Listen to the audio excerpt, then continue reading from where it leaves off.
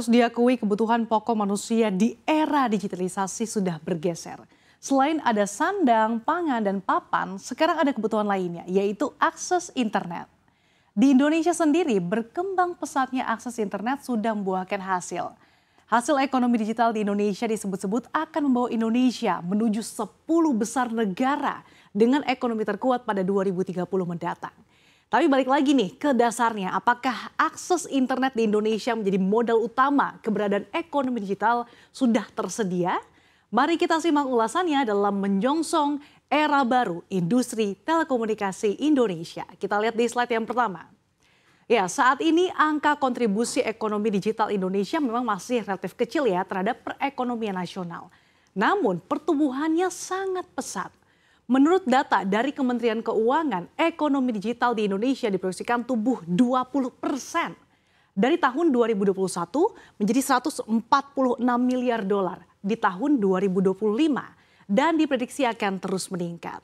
Ekonomi digital di Indonesia dan industri 4.0 diperkirakan akan berkontribusi pada produk domestik bruto atau PDB Indonesia mencapai 133 miliar dolar pada tahun 2025. Kemajuan industri tersebut akan mengantarkan Indonesia menuju 10 besar kekuatan ekonomi global pada tahun 2030. Untuk kontributor terbesar diperkirakan melalui e-commerce dan online travel agent. Bicara soal kontribusi ekonomi digital, infrastruktur utamanya tidak lain dan tidak bukan adalah akses internet. Nah, Indonesia udah sampai mana ya? Kita akan lihat di slide berikutnya. Data capaian infrastruktur telekomunikasi Indonesia bisa dibilang minim data. Gak heran ya mengingat proyek terbesar pembangunan jaringan internet yaitu Menara BTS Bakti Kominfo kena kasus korupsi. Data-data yang tersedia dari pemerintah pun mandek di sekitar tahun 2020 hingga tahun 2021.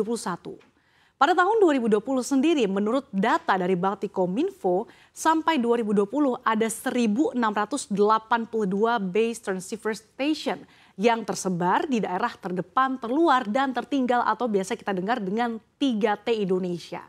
Dari jumlah tersebut mayoritasnya merupakan jaringan BTS, jaringan Telkomsel. Ini ada 158 lokasi, kemudian diikuti XL Axiata ada 360 lokasi dan Indosat Ooredoo di 164 lokasi. BTS sendiri ini adalah stasiun pemancar untuk telekomunikasi nirkabel. Perangkat ini merupakan infrastruktur vital untuk penggunaan telepon seluler dan juga internet. Sampai tahun 2020, sebaran BTS daerah 3T paling banyak berada di Indonesia Timur. Kita lihat di sini ada Papua Barat, ada 244 lokasi.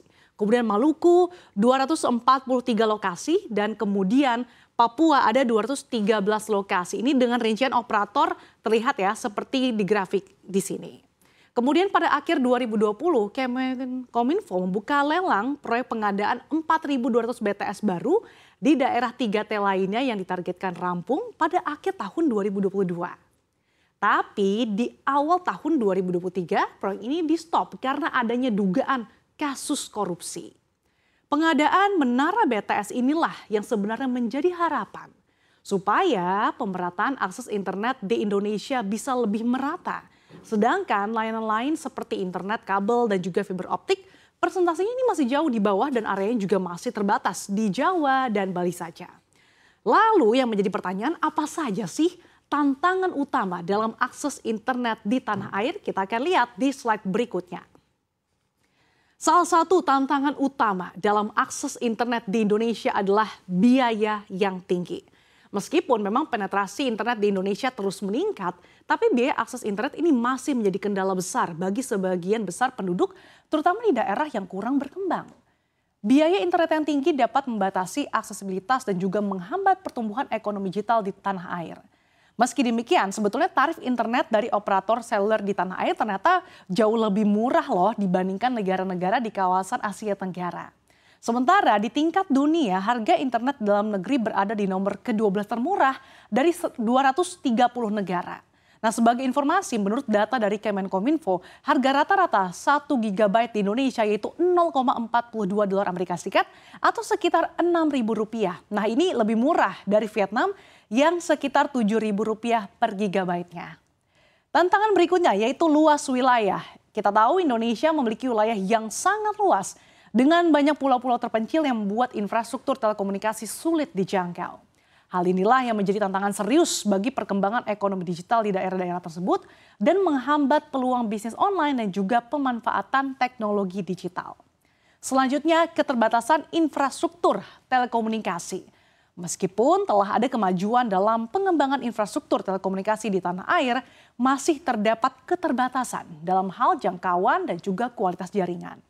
Kurangnya infrastruktur yang memadai misalnya di daerah 3T ini menghambat konektivitas yang cepat dan juga stabil sehingga menghambat pertumbuhan ekonomi digital di daerah tersebut. Selanjutnya tantangan berikutnya yaitu tingkat literasi digital yang rendah. Ini juga tentunya menjadi tantangan ya dalam pengembangan ekonomi digital di tanah air.